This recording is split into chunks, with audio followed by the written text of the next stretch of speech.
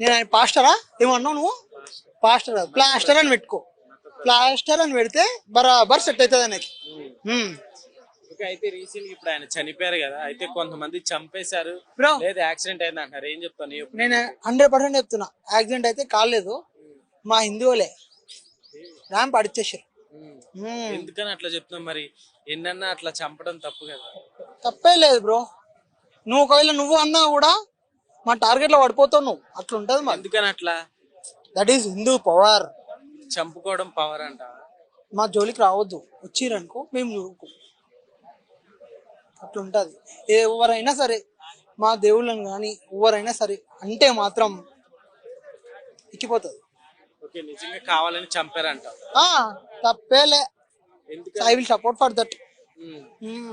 అంటే అలా మాట్లాడితే చంపుకుంటే బ్రో చంపడం కాదు బ్రో, గన్నుంటే షూట్ చేసి పడదు. ఇంకా మరి అయితే 80% ఉన్నారు కదా ఇండియాలో హిందువులు, మిగతా వాళ్ళకి పాయిజన్ ఇచ్చి చంపేయచ్చు కదా? బుల్లెట్ దిగుతుంది బ్రో.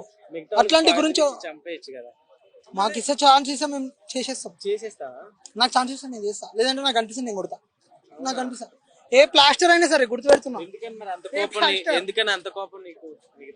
వాళ్ళ గురించి వాళ్ళు మాట్లాడుకోమని, మా దాని దగ్గర కూర్చొని మాట్లాడితే మాత్రం రాడు దింపుతా. ఆయన అయితే మామూలుగా చంపేశారని అంటారు. I'm satisfied, happy. హ్యాపీ.